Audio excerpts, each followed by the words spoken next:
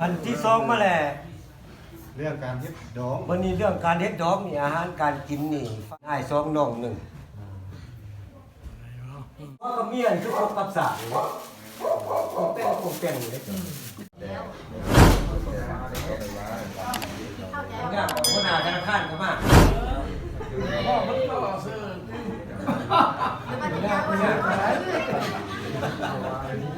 ลูกหลานแล้วเป็นเด้ออันนี้เขาปรุงเดี๋ยวเบิ้ลเราเอามันเป็นเรื่องเพราะว่าเขาเอาไปทำคณะอันนั้นเล่นเกลียวอันผู้ใดแข่งผู้ดองไม่ดองจ้ะ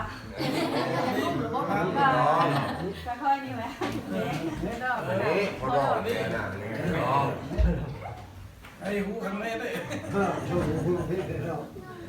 ตัวนี้แหละเป็นไอ้พวกลุงลุงอันนี้แหละก็เอาน้องสาวที่คนนี้ฮะไอ้เคยไอ้เคยอันนี้เลยในบ้านว่าทำมาเพื่อคนเดียวคนนั้นที่เขาคนเดียวคนมาแล้วมาเลยข้าวขึ้นฟ้าเอาไปกันมากแล้วตอนนี้ตามที่อันน่ะเพื่อจะเรื่องเมื่อเรานอนนี่เนาะได้บอกแล้วนางไปเอาเนี่ยได้คือยังอะไรเนี่ยโอ้ยังเงินพักผ่อนต่างหากผักขวนแต่ว่ามันมีอย่างเราคนไปคุกผักขวนเนาะผักขวนผักไม้มาก็เป็นหมูบอกเป็นอย่างเราเนาะแต่ละหมูบอกเขาเห็นอยู่แต่ว่าเขาเห็นอยู่ได้หมูนี่ไม่ใช่พักผ่อนเนาะ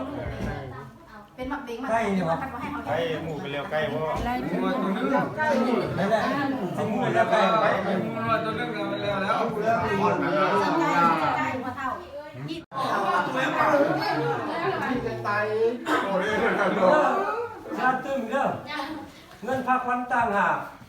อย่าใกล้คู่นึงนี่ใส่พักผ่อนอย่ากาใกล้แม่บ่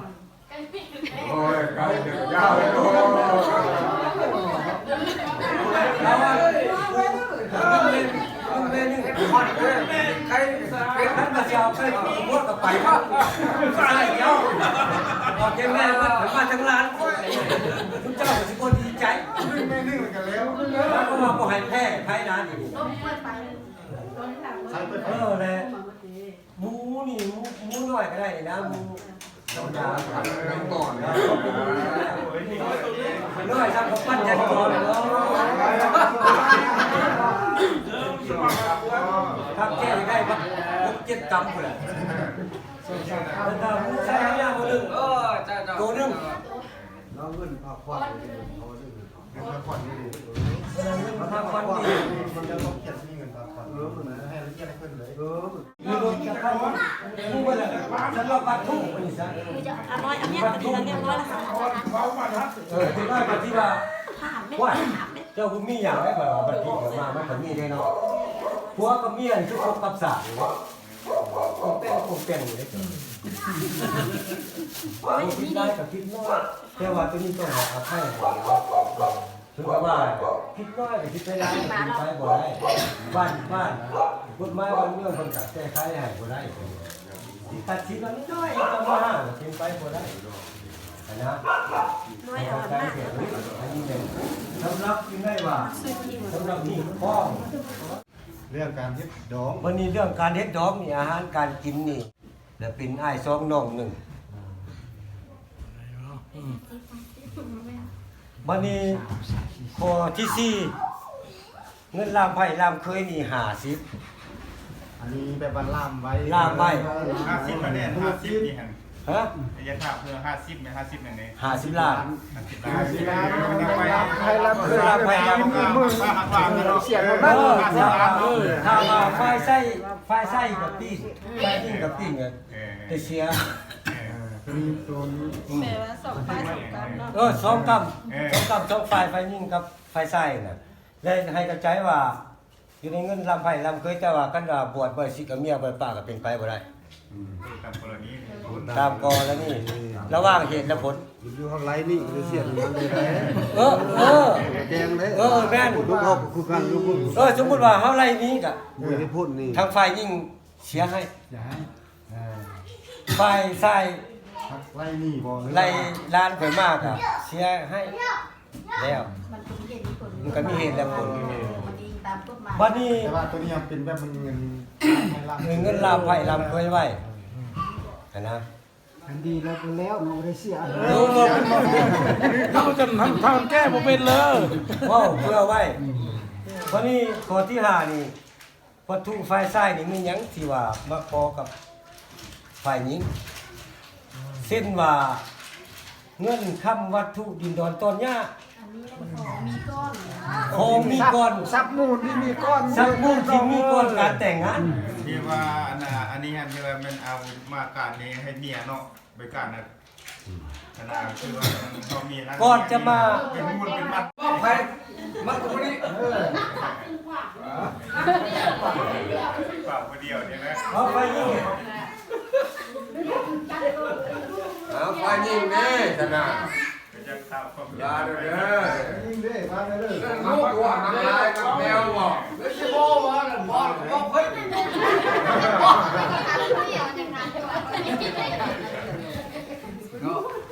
คันบอกละบอกมันทำดอกหันบอกลูกหันบอกมาแกงตาหันบอกแล้วมึงนี่บอก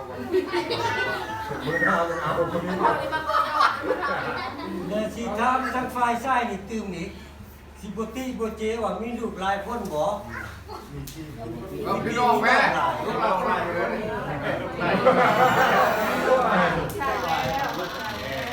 สมมุติว่า เอาเรามีลูกหลานแห่งนี้เนาะมีลูกในบ้านหลานในเมืองเนาะ คนสิว่านี่คนสิว่าซึ่งนี่คันว่าในนั่นแหละคันว่าโอ้หลายไปนี่ไปมาหาบ่ยามบ่ครบอายุเจ้าเป็นผู้บอกผู้สอนเอาในนั่นได้บ่เพิ่นสิว่าโอ้ผิดน้อยกับผิดหลายบ่เอา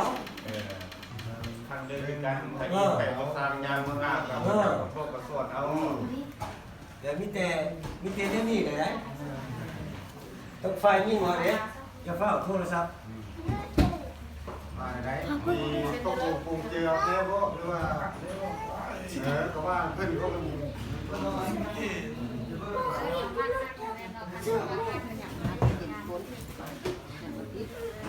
ธรรมดาก็เป็น เ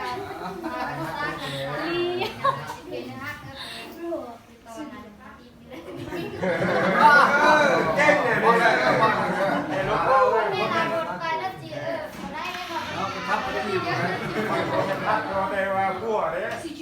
พักเป็นที่จังดองร้ายจังดองเป็ดคนนี้เนี่ย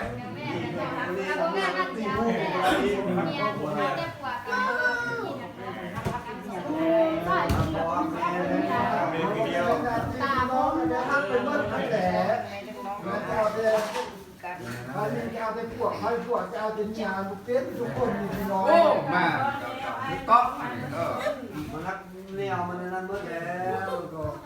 เอาไปมีพี่น้องแล้วพร้อมเลย อ้าวผมมีพี่มีน้องล่ะนี่เป็นเรื่องวัน พอได้มาข้อนี่แล้ว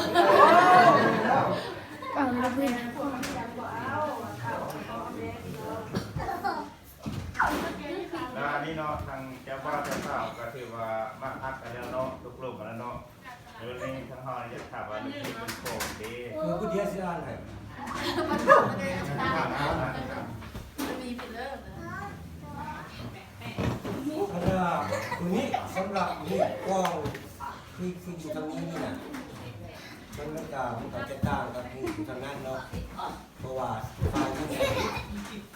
ถ้าไฟยิ่งอยู่พุ่นนี่มันไปคอยอยู่พุ่นมันก็ต้องพุ่นพุ่นเดี๋ยวดิ แล้วเจ้าบุกนี่ว่าล่ะว่านี่